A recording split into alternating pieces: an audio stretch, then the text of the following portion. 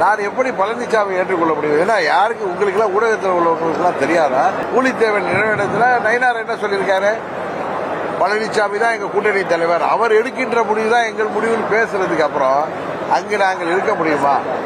நயினார் நாகேந்திரன் திட்டமிட்டு நாங்கள் வெளியேற வேண்டும் என்று செயல்பட்டிருக்கிறார். டிடிவி தினகரன் இப்போ எதுக்கு முறுக்கிக்கிறாரு அப்படின்னா, எடப்பாடி பழனிசாமியை முதலமைச்சர் ஆக்குறதுக்கு அவருக்கு பிடிக்கல அப்படின்னு சொன்னீங்க. பட் இவ்வளோ நாள் டிடிவி தினகரன் அமைதியாக தான் இருந்தார். அமித்ஷா கூட சொல்லியிருந்தாரு, எடப்பாடி பழனிசாமி தலைமையில் நாங்கள் தேர்தலை எதிர்கொள்வோம்னு சொன்னார். திரு அண்ணாமலை சொல்லிட்டாரு, என்டிஏல இருக்க எல்லாருமே சேர்ந்து எடப்பாடி பழனிசாமியை முதலமைச்சர் ஆக்குறதுக்கு நம்ம முயற்சி பண்ணணும் அப்படின்ற விவகாரங்கள்லாம் சொல்லியிருந்தாரு. ஸோ நீங்கள் சொன்னது ரொம்ப லாஜிக் இடிச்சா மாதிரி இருந்தது. இப்போ இந்த மூப்பனா நிகழ்ச்சிக்கு போலன்னு தான் அவர் கோவத்தில் இருக்காரு அப்படின்னு நான் நினச்சிட்டு இருந்தேன். ஆனால் இன்னைக்கு டிடிவி தினகரனே சொல்லிட்டாரு, நாங்கள் எப்படி எடப்பாடி பழனிசாமியை நான் முதலமைச்சராக ஒத்துப்பேன். எப்படி சார் பார்க்குறீங்க? சொல்கிறேன், இதுதான் அரசியல். தெரியுதா?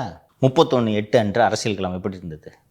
ஒரு 1ஆம் தேதியோ 2ஆம் தேதியோ திரு செங்கோட்டையன் அவர்கள் நான் 5ஆம் தேதி மனசை திறக்கிறேன் என்று சொன்னார். அவர் திறந்ததிலிருந்து எப்படி இருக்கிறது அரசியல் சூழல்? தேர்தல் வரைக்கும் இதைவிட பல பரபரப்புகளை நீங்கள் சந்திப்பீர்கள். சரியா? அதுதான் தேர்தல் காலம். அதனால தான் that makes this game very very interesting. ரைட்டா? மாலதிக்கு எப்போவுமே ஒரு நினைப்பு, இவர் குத்து மதிப்பாக எல்லாத்தையும் அடிச்சு விட்றாரு, உருட்டுறாரு, நமக்கு ஏதோ அரசியல் தெரிலன்றதுக்காக இஷ்டத்துக்கு அடிச்சு விட்றாரு, நம்மளும் உட்காந்து கூட உட்கார வச்சுருக்காருன்ட்டு நம்ம கேட்டுன்னு இருக்கிறோம். மேம் மட்டும் இல்லை சார், நேர்கள் அப்படி தான் நினைக்கிறாங்க. பரவாயில்ல, தான் ஊரோட ஒப்பீனியனும் அதுதான். சரி, எனக்கு மட்டும் எப்படி இது சரியாக தெரியுதான்னு கேட்டால், கடந்த காலத்தில் நடந்தவற்றை நீங்கள் சிந்தித்து பார்த்தீர்கள் என்றால் உங்களால் இதை புரிஞ்சுக்க முடியும் எளிதாக. சரியா? 16இல் செல்வி ஜெயலலிதா இறந்து விடுகிறார். அதற்கு முன்பு ஜெயலலிதா உயிரோடு இருந்தபோது இந்த சசிகலா குடும்பம் அதிமுகவின் மீது செலுத்திய அதிகாரம் என்னவென்பது புரிந்தவர்களுக்கு டிடிவி தினகரனை உங்களால் புரிந்து கொள்ள முடியும். டிசம்பர் 2011 சசிகலா மற்றும் சசிகலா குடும்பத்தினரை ஜெயலலிதா அதிமுகவை விட்டு நீக்குகிறார். நீக்கிய பிறகு ஒரு பொதுக்குழு வானகரத்தில் நடக்கிறது. அண்ணன் திரு KP முனுசாமி அவர்கள் அந்த மேடையில் ஜெயலலிதா இருக்கும்போது பேசுகிறார்.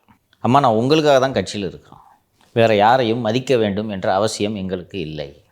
நீங்கள் பிடிச்சா பிள்ளையாரு, இல்லைன்னா குரங்கு என்று பேசினார்.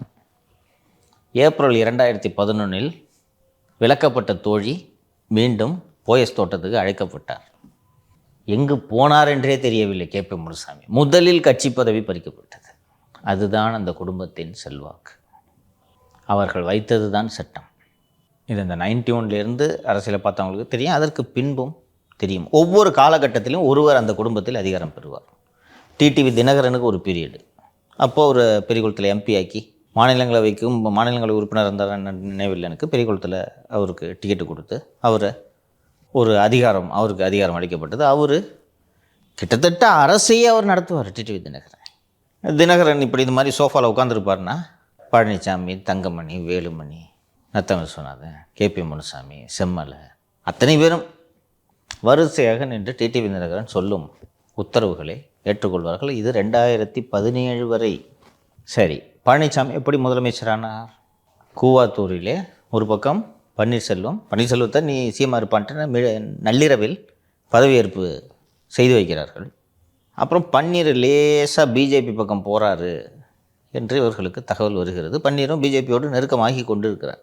இது ஒன்று சுத்தப்படாது என்று நள்ளிரவில் ஒரு பத்திரிகையாளர் சந்திப்பை நடத்திய திருமதி சசிகலா அவர்கள் MK ஸ்டாலினும் OPSம் பார்த்து கொள்கிறார்கள், சிரித்து கொள்கிறார்கள் என்று சொல்லி ரிசைன் பண்ணிட்டாங்க. ரிசைன் பண்ணுன்னு சொன்ன உடனே அவர் சும்மா ரிசைன் பண்ணுவார்னு பார்த்தா கூட ஒரு 10 பேரை கூட்டு போயிடுறார். நான் தர்ம யுத்தம், அம்மாவின் ஆன்மா என்னிடம் பேசியது, குடுகுடுப்புக்காரன் சொன்னான் அப்படின்னு ஒரு உருட்டிட்டு அவர் தர்ம யுத்தத்தை தொடங்குகிறார். அப்போது ஒரு பெரிய கிரவுண்டு ஸ்வெல்லு ஏற்படுது. அவரை ஆக்டிங் சீஃப் மினிஸ்டராக பொறுப்பு ஆளுநர் வித்யாசாகர் ராவ் நியமிக்கிறார். ஒரு பன்னீர்செல்வத்துக்கு ஆதரவாக ஒரு பெரிய கிரவுண்ட் ஸ்வெல் ஏற்படுது. நீ வெளியில் இருந்தால் தானே இந்த மாதிரி சிஎம் ஆகணுன்ற ஆசைப்பட்டுக்கிட்டு இருக்கு. அதாவது என்னென்னா, இது எதுக்கு இங்கே நீரெல்லாம் சிஎம்மாக வச்சுக்கிட்டு நம்ம இது பண்ணிவிட்டு நம்மளே சிஎம் ஆகிட்டா என்று திருமதி சசிகலா நினைத்ததன் விளைவு தான் ரிசைன் பண்ணியா போயா என்று சசிகலா அவர்களை அமர வைக்க சொன்னோன்னே அவங்க பிஜேபி பார்த்தாங்க. ஓஹோ, அப்படி போகுதா கதை, எடுப்பு அந்த சொத்து குவிப்பு வழக்க என்று எடுத்து பொசுக்குன்னு தண்டனையை கொடுத்து விட்டார். சசிகலா சிறை சென்றாக வேண்டும். உச்சநீதிமன்றம் அளித்த தீர்ப்பு, இதற்கு மேலே அப்பீலே கிடையாது. சரி, என்ன பண்ணலான்னா ஆட்சியை காப்பாற்ற வேண்டும். ஆட்சியை காப்பாற்ற வேண்டும் என்றால் நம்பிக்கையான ஒருவரை முதலமைச்சராக வேண்டும்.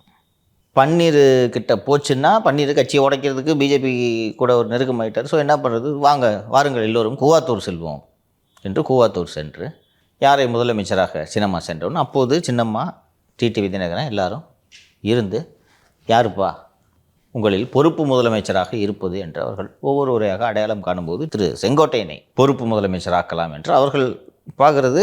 ஏன்பா போதும் நீ சிஎம்மாக இருந்தது போ அப்படின்னு சொன்னால் போயிடுவாங்க. அப்படி போகக்கூடிய ஆள் யாருன்னு பார்த்தாங்க, செங்கோட்டையன் ரைட் சாய்ஸ் என்று முடிவெடுத்து செங்கோட்டையனை முதலமைச்சராக்கலாம் என்று அவர்கள் முடிவெடுக்கும்போது இவங்களே தூண்டி விடுறாங்க. எம்எல்ஏ எல்லாம் இப்போ துட்ட கூட இல்லைன்னா நாங்கள் தர்மத்துக்கு போகிறோம் அப்படின்றாங்க.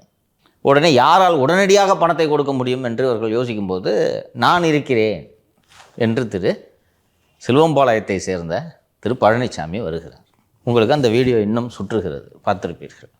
என்னை நம்பி இந்த பொறுப்பு, இவ்வளோ பெரிய பொறுப்பை கொடுத்தீங்களேன்ட்டு திருமதி சசிகலா அவர்களின் காலை தொட்டு ஆசி வாங்கி முதலமைச்சர் பொறுப்பை ஏற்றுக்கொள்கிறார். சசிகலா அந்த தட்டி கொடுத்த வீடியோ இருக்குது, பார்த்துறீங்களா? நல்லபடியாக பண்ணுங்க அப்படின்றார். சசிகலா சிறை செல்கிறார். காலங்கள் ஓடுகிறது, காட்சிகள் மாறுகிறது. ஏன்னா இன்னும் போய் அம்மா இருந்தாங்க, அதனால நம்ம இந்த குடும்பத்துக்கு ஊழியம் செஞ்சுக்கிட்டு இருந்தோம். இனிமேல் அம்மாவே இல்லை, இவங்களுக்கு எதுக்கு நம்ம செஞ்சுக்கிட்டு இருக்கணும், நம்மகிட்ட தான் அதிகாரம் வந்துருச்சே, ஒன்றும் சுத்தப்படாது, தூக்கியா கட்சியை விட்டேன்ட்டாங்க. ரைட்டா?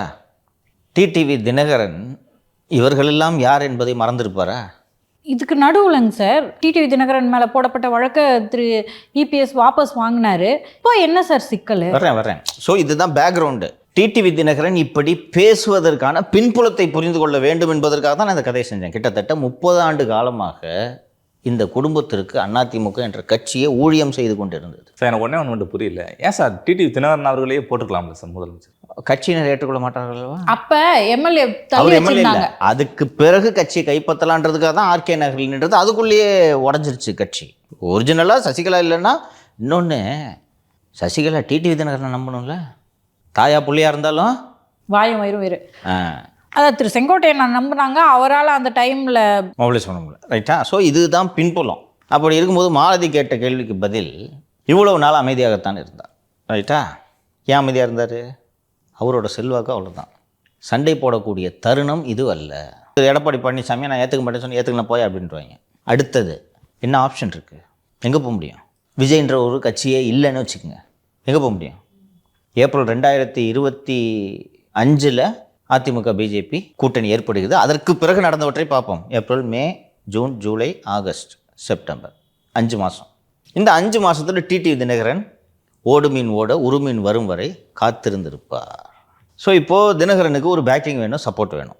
பிஜேபிக்கும் எடப்பாடி பழனிசாமிக்கும் பேசிக்காமல் இருந்தாங்க, சண்டை போட்டுக்கிட்டு இருந்தாங்க, எதிர் அணியில் நின்று போட்டிக்கிட்டாங்க. சரி, இப்போ ஈக்குவேஷன் என்ன 2 பேருக்குன்னு பார்த்தா ஈக்குவேஷன் நல்லா இருக்குது, பிரமாதமாக இருக்குது ஈக்குவேஷன். எந்த அளவுக்கு ஈக்குவேஷன் இருக்குன்னா, பழனிசாமியை நான் ஏற்றுக்க மாட்டேன்னு சொன்ன தமிழக பாஜக தலைவரை மாற்றிவிட்டு கூட்டணி அறிவிக்கும் அளவுக்கு ஈக்குவேஷன் முன்னேறி இருக்கிறது. அப்போது இந்த நேரத்தில் நம்ம பிரச்சனை பண்ணோன்னா பிஜேபியே இதை விரும்பாது. நீ தேவையில்லை போ தம்பின்றாங்க. வழக்கு இருக்குது, இப்போவும் வழக்கு இருக்குது. ஸோ காத்திருக்கிறார். காத்திருந்த உடனே அவருக்கு யாரும் டிடிவி தினகருக்கு சப்போர்ட் பண்ணுறதுக்கு நோபடி இல்லைங்க. ஒரு இது மாதிரி பண்ணுறேன்னு சொன்னேன்னா ஏடிஎம்கேலேருந்து யாராவது டிடிவியை சப்போர்ட் பண்ணுவாங்களா? ஆமாம், நானும் இபிஎஸ் சேர்த்துக்கலன்னு சப்போர்ட் பண்ணுவாங்களா? பண்ண மாட்டான். ரைட்டா? பழனிசாமி தான் என்டிஏவோட முதல்வர் வேட்பாளர் என்று உள்துறை அமைச்சர் அமித்ஷா அறிவிக்கிறார் மேடையில். அப்போ போய் ஏதாவது பிரச்சனை பண்ண முடியுமா? முடியாது. ஹோம் மினிஸ்டர் சொல்லிட்டார். அதுக்கப்புறம் டிடிவி நான் ஏற்றுக்கலன்னா போ தம்பின்னு பண்ண முடியாது. ரைட்டா? அதற்கு பிறகு 5 மாதங்கள் ஓடுகிறது. சரி, நமக்கு வேறு வழி இல்லை. இன்னொன்று, நடுவில் நீங்கள் நல்லா கவனித்து பார்த்தீங்கன்னா டிடிவி தினகரனே நாங்கள் போட்டிடுவோம் என்டிஏல, நாங்கள் ஒரு அங்கம்னு பல முறை சொல்லியிருக்கிறார். ரைட்டா?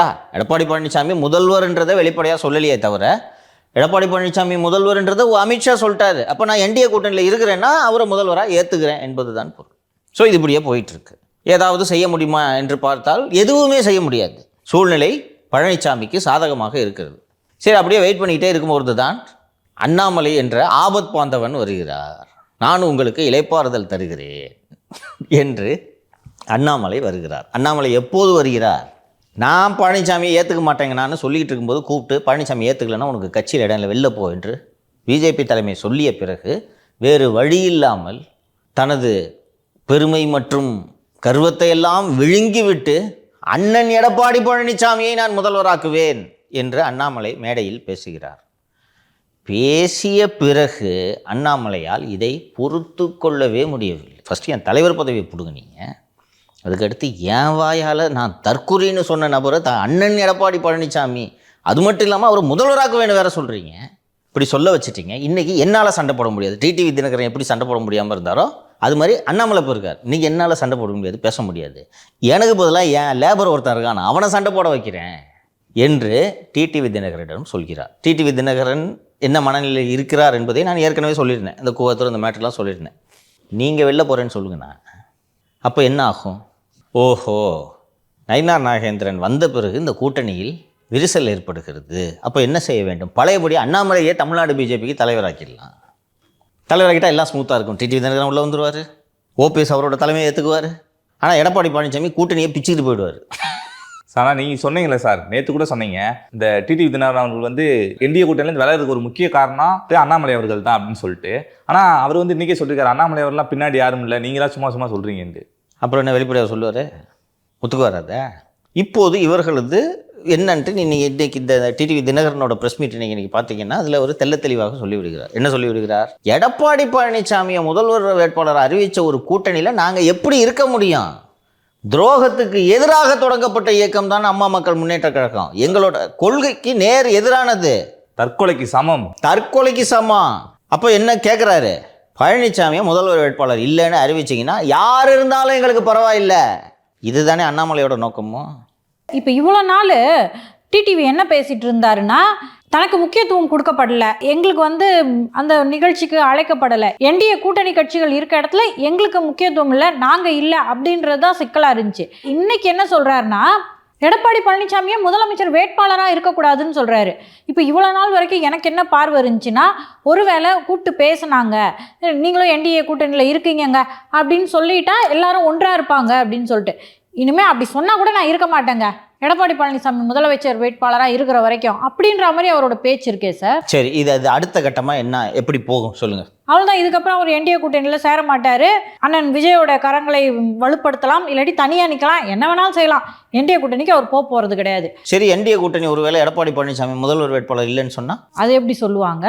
ஏன் சொல்லக்கூடாது? இருக்கிறதுலே கூட்டணியில் இருக்க பெரிய கட்சி அதிமுக இல்ல. அதிமுக சாலிடாக அவர்களோடு இருக்கிறது. அதிமுகவிலிருந்தே எடப்பாடி பழனிசாமியை தலைவராக ஏற்றுக்கொள்ள மாட்டேன்னு பல குரல்கள் எழுந்தால் அப்படி எந்திரிக்க வாய்ப்பு இல்லைல்ல. வாய்ப்பு இல்லைன்ட்டு நீங்கள் எப்படி சொல்ல முடியும்? ஏன்னா சின்னதாக ஒரு குரல் எழுப்பும் போதே செங்கோட்டையனை தூக்கி வெளியே போட்டாங்க. செங்கோட்டையன் எல்லாம் சேர்ந்து இன்னும் பல குரல்கள் எழுந்தால் அரசியல் இதெல்லாம் சாதாரணமாப்பா அப்படின்னு சொல்லிட்டு இன்னொரு 10 பேர் வருவாங்க. அது நடக்க இப்போதைக்கு வாய்ப்பில்லை, அதை சொல்லி விடுகிறேன். ஆனால் இது எல்லாத்தையும் எக்ஸ்ப்ளோர் பண்ணுவாங்க. நீங்கள் சொல்கிறது கரெக்டு, நான் ஒத்துக்கிறேன், அதுக்கான வாய்ப்பே கிடையாது. ஆனால் அதை நோக்கிய சூழலை உருவாக்குவது தான் தினகரனின் நோக்கம். நீ கூட சொன்னார், யாரும் அமைதியாக இருக்காது, யார் வேணாலும் முதல்வர் வேட்பாளர்னா நான் ஒத்துக்கிறேன், ஒரு ஆளை ஒத்துக்க முடியாது சொன்னாரா? அப்போது நீங்கள் எல்லாம் சேர்ந்து எல்லாம் பழகிட்டு இருந்தவங்க தானே, நீங்கள் எல்லாம் சேர்ந்து வேறு ஒருத்தரை தேர்ந்தெடுங்க, அந்த வேறு ஒருத்தர் நானாக கூட இருக்கலாம் என்று நினைத்து கொள்வார். இதோட நோக்கம் என்னன்னு பார்த்தீங்கன்னா, நேற்று நிகழ்ச்சியிலே நம்ம விவாதித்த மாதிரி இதெல்லாம் பண்ணாமல் இருந்தால் ஏடிஎம்கே எவ்வளோவா இருக்கும், அவர் பாட்டு பிரச்சாரம் பண்ணிருப்பார். டிடிவி, ஓபிஎஸ், சசிகலா பிரச்சாரம் பண்ணுறாங்க. அதிமுக பிஜேபி கூட்டணி வெற்றிக்கனியை பறிப்பதற்கே சாத்தியக்கூறுகள் இருக்கிறது. அது பறிக்கக்கூடாது, அது நடக்கக்கூடாது. சார், இதில் 2 விஷயம் இருக்குது சார். ஆல்ரெடி குருமூர்த்தி சொன்னதுக்கு நம்ம போவோம். அமித்ஷாவை பொறுத்த வரைக்கும் ஓபிஎஸ், டிடிவி தினகரன்லாம் என்டிஏல இருக்கணும்னு விரும்புகிறாரு, டிசம்பரில் எல்லாம் சரியாகும். பட் இன்னைக்கு வந்து டிடிவி தினகரன் பேசுனது அதுக்கெலாம் வாய்ப்பே இல்லை அப்படின்ற ஒரு தோரணை இருக்குது. குருமூர்த்தி சொன்னது தான் நடக்கும். குருமூர்த்தி சொன்னது தான் நடக்கும் என்றால் குருமூர்த்தி சொன்னதால் நடக்காது. அதுதான் இயல்பான முடிவு என்ற அடிப்படையில் நான் சொல்கிறேன். நான் சொன்னது போல் சரி, இப்போது திரு விஜய் அவர்களோடு ஓபிஎஸ், டிடிவி, செங்கோட்டையன், சத்யபாமா அவங்களையும் நீக்கிட்டாங்கம்மா, சத்யபாமா, தேமுதிக, பாமக இவர்களெல்லாம், அன்புமணி பாமக இவர்களெல்லாம் செல்கிறார்கள் என்று வைத்துக்கொள்வோம். சென்று அது ஒரு அணி அமைகிறது. நிதிஷ் நேற்று சொன்னது போல் ஒருவேளை ஜெயிச்சிட்டா அது ஒரு பெரிய ரிஸ்க் இல்லையா? சரி, ஜெயிச்சா அவனை நம்ம வழிக்கு கொண்டு வந்துடலாம் என்று பிஜேபி நினைக்கலாம் என்று பார்த்தால், நேரடியாக பிஜேபி எதிர்ப்பையே கொள்கையாக கொண்ட ஒரு அணி அதிகாரத்துக்கு வந்துவிட்டால் 29 எப்படி வேண்டுமானாலும் போ. ஒரு தேர்தலை கூட சந்திக்காமல் இருக்கும்போதே பாசிச பாஜகவை எதிர்க்கிறேன் என்று சொல்லக்கூடிய ஒரு நபர் வெற்றி பெற்று விட்டால் 29 உங்களை திரும்பி பார்ப்பாரா? உங்களை ஜெயிக்க விட்டுருவாரா? அதனால தான் நம்ம ஜெயிச்சோம் அப்படி சொல்லிட்டு அதை தீவிரப்படுத்த வாய்ப்பு இருக்குது. பெரிய ரிஸ்க் அது. அதை பிஜேபி அலோவ் பண்ணாது, ரைட்டா? அப்போது பிஜேபி என்ன செய்யும்? டிடிவி தினகரன்ட்ட உங்கள் இஷ்டத்துக்கெல்லாம் தலைமையை மாற்ற முடியாது, இவ்வளோ நாள் அமைதியாக இருந்தார்ல, வாங்கன்னு சொல்லிட்டு பேச்சுவார்த்தை நடத்தி சேர்ப்பதற்கான சாத்தியக்கூறுகள் இருக்கின்றன. அந்த டிடிவி தினகரனோட ப்ரெஸ் மீட்டில் நீங்கள் புரிந்து கொண்டது என்ன? நீங்கள் இது ஒரு பாயிண்ட்டு சொன்னீங்க, எடப்பாடி பழனிசாமியை மாற்றணுங்க என்று சொன்னது. அண்ணாமலை மற்றும் திரு டிடிவி தினகரனோட இன்ட்ரெஸ்ட் அலைன் ஆகிறது தெரியுதா? மீண்டும் மீண்டும் அண்ணாமலை அனுசரித்து போனார் கூட்டணி கட்சிகளை. நயினார் நாகேந்திரனை மீண்டும் மீண்டும் டார்கெட் பண்ணார்ன்றது தெரியுதா? இன்னைக்கு என்ன சரியான இடத்துல எங்கள் கட்சிக்கு இந்த கூட்டணியில் உடன்பாடு இல்லை என்று திரு டிடிவி சொல்லலாம், தட் இஸ் ஃபைன். மீண்டும் மீண்டும் நயினார் நாகேந்திரனை குறிவைக்கிறதுக்கான தேவை என்ன? அதான் சார், நீங்கள் ஆல்ரெடி சொன்னீங்க தற்கூரி எடப்பாடி பழனிசாமின்னு சொன்ன அண்ணாமலையை தான் திரு டிடிவிக்கு பிடிச்சிருக்கு அப்படின்னு. அது இன்னைக்கு சரியாயிடுச்சு. இப்போ எடப்பாடி பழனிசாமியை மாற்ற மாட்டாங்க, அந்த மாதிரியான எண்ணம் பிஜேபிக்கு இல்லை அப்படின்றத அறியாதவரா டிடிவி? மாற்றும் அளவுக்கு ஒரு ட்ரை பண்ணி பார்க்குறது, முயற்சி பண்ணி பார்க்குறதுல என்ன இருக்குது? கழகம் பண்ணணும்னு முடிவாயிடுச்சு. அது ஒன்றுமா? இன்னொன்று, பிஜேபிக்கு எடப்பாடி பழனிசாமிக்கு ஈக்குவேஷன் மாறுச்சுன்னா, மோசமாக இருந்துச்சுன்னா அண்ணாமலை நம்பிக்கை கூட கொடுத்துருக்கலாம்ல. மேலே இருந்து டெல்லியில் ரொம்ப கோபமாக இருக்காங்க ஐபிஎஸ் மேலே. அவர் தான் அப்படி சொல்லிட்டு சுற்றிட்டு இருக்காரு. அவர் சொன்னார்ல, அமித்ஷாவே வந்து கூட்டணி ஆட்சின்னு சொன்ன பிறகு ஒரு தனிப்பெரும்பான்மைன்னு சொன்னதில் ரொம்ப கோபமாக இருக்காங்க ஹைகமாண்டு. நீங்கள் லைட்டாக கொஞ்சம் ஸ்டார்ட் பண்ணி விட்டிங்கன்னா போதும், அதிமுகவை திருப்பி உடச்சிருவாங்க என்று நம்பிக்கை கொடுத்துருக்கலாம் அல்லவா? அது மட்டும் இல்லாமல் ஒரு அட்டெம்ப்ட் பண்ணுறது என்ன கெட்டு போயிடுது?